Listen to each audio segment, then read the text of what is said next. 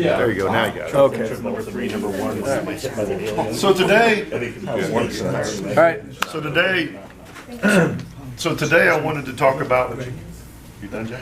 All right. So today I wanted to talk about my system, because I always tell you stories and stuff. So today I thought, what I do to get investment real estate and how it works with me. So finding a property is the number one thing. I go A-B areas only. What is an A-B area? Bedford's B, Parma's B, Avon Lake or whatever would be A. What's the opportunity corridor? B minus, C plus. But the whole thing about it is that I stay out of areas that are not going to look good or aren't trending in the way I want them to see. And the reason why I do those areas is because I can operate with tenants better. So 99.5% of our houses are rented. Okay, so it's just a huge benefit. When they move out, they don't tear them up. They don't do all that stuff. So basically, my last gentleman that moved out of a house, they put $1,400 to get it up and going again. So it's not a lot of money. So that's kind of what we do there. And I'll tell you, we took a house on Lorraine and West 50th, a sixplex. And as we were getting into it, we did it as a favor to an investor. We didn't buy it. And the actual property took 75% of our time. Out of 160 properties, that one property, because of the quality of tenants, took 75% of our time. So we learned quickly we didn't want this. We actually gave that back.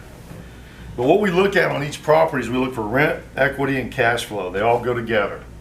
There's a lot of investors that call me and they'll go, "Hey, Brett, I don't care about equity, I'm just looking at cash flow." Because if you look like a lot of wholesalers' sheets, they got this huge equity position or a cash flow position, but what they don't say is the turnaround in tenants. That's going to be a crucial problem. So when they say that, I say, well, we don't know what's going to happen in our life. You probably as a banker, you guys in business, you don't know what's going to come up in life. I had a gentleman call me.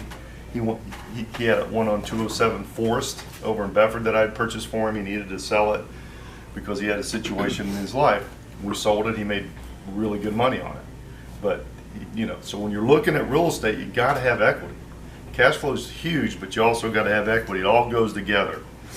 And if you read any kind of GAAP rules, you'll see that those numbers should be put together.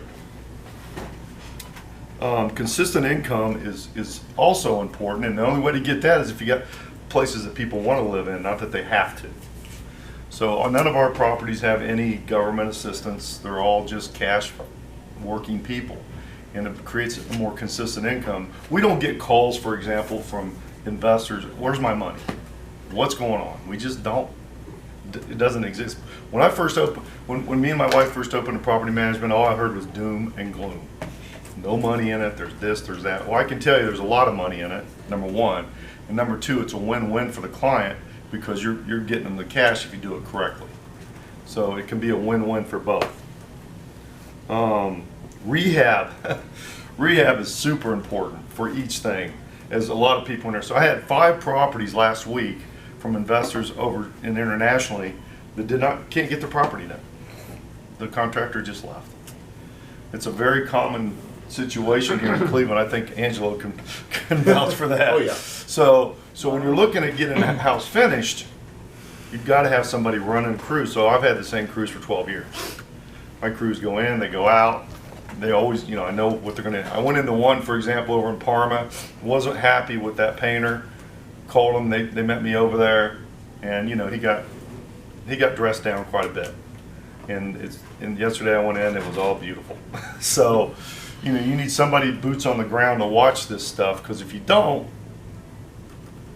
I get my hands dirty. I go out, take pictures and video. Why do I do that? I do before and after pictures, and I update videos just to have full disclosure of everything. And Angelo knows in the situation I had, that took care of all my, somebody said I didn't do something, I did. I just showed it, and that was the end of it. But the other thing that it does is for appraisals, as banks or appraisers, if they call, I had a house over in Orange that we were doing, or excuse me, Beechwood, and we were going through the appraiser calls me and says, "I can't get that appraisal." So he sent me over his comps. I said, you know, they weren't remodeled, they weren't anything. So I sent him before and after pictures and sent him other comps that would be comparable to mine. We got the appraisal. Another good thing with before and after pictures, if you have insurance, if you have your house burns down, I'm sure Chris would love to have pictures of what you did to that house to help you get more for your claim. Because, you know, you've got to have all that. Plus I have a record of the update, so it's full disclosure. You're seeing what's going on with the house. I'll go through it.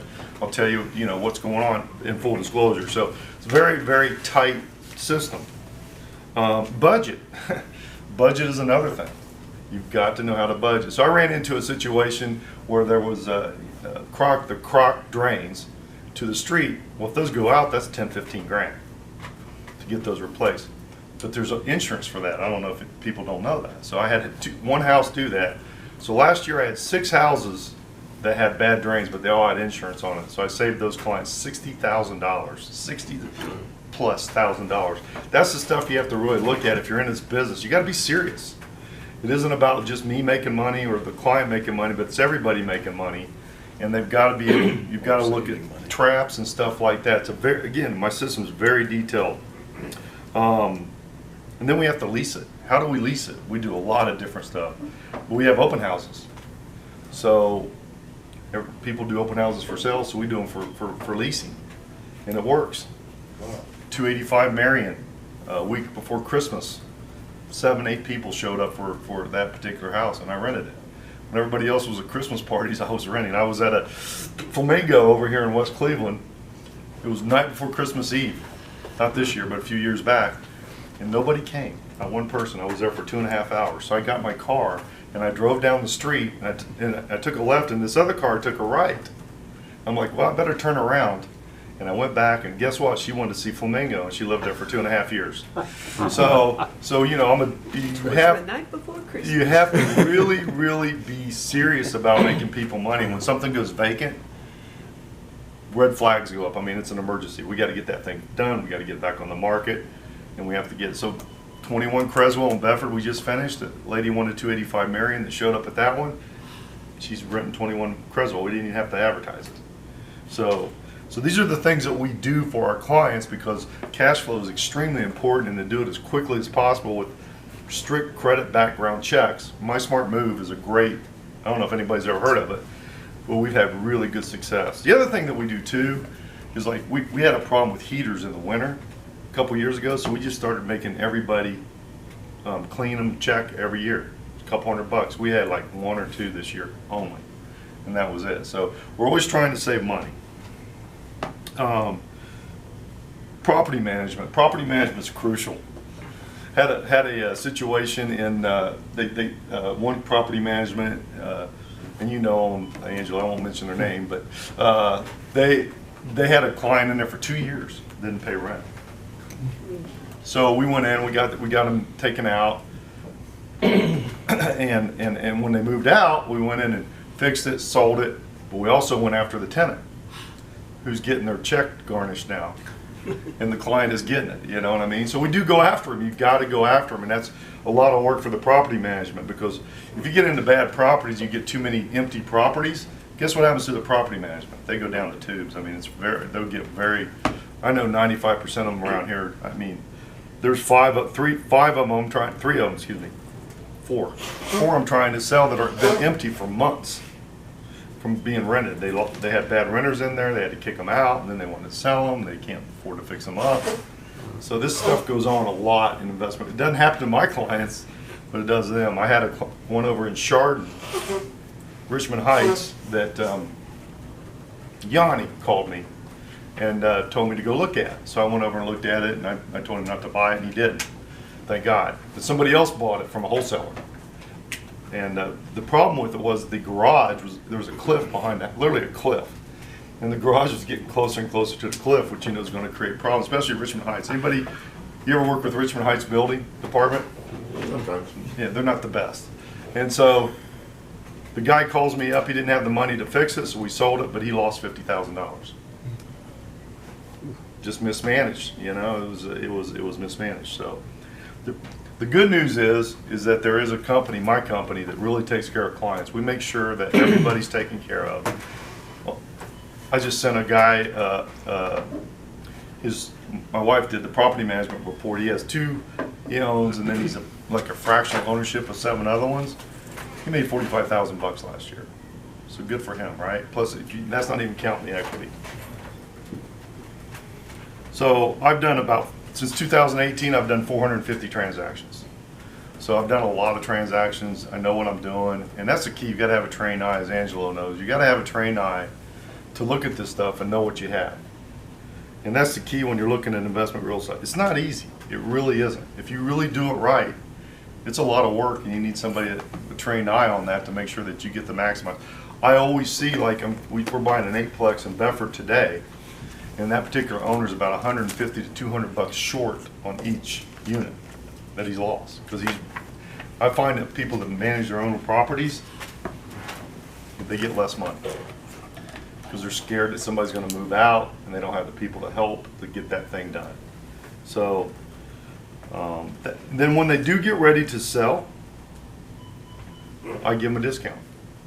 You guys know I have a flat fee listing, and it works. I just got a cash offer on 14 Ennis. Lady bought it 2 years ago for, I think we paid, I'm guessing, so I'm not, don't take this verbatim, but I think we paid $75,000, and we have about, I'd say 20 into it, 95. We just got, and she's had it rented for 2 years straight, got her rent, and we just sold it at 135. So that's a you know, when you're looking at 150,000 and under, you're not going to have this huge equity. A lot of investors come here that, you know, like in Phoenix or California or New York, they're looking for that $100,000 golden nugget. Well, you're going to have to be in Strongsville or over here. You know, you're going to have to get a really sensational deal to get that. Most flips don't make that kind of money here. But the key is I get my hands dirty. I work directly with the process 100% of the time, and we have a full staff that really takes care of our clients. We have AppFolio is what we use, so everybody has their own portal, and everybody gets their money. That's my system. Any questions? You can go ahead and turn that off if you would, thanks. All right, we got about 8 minutes.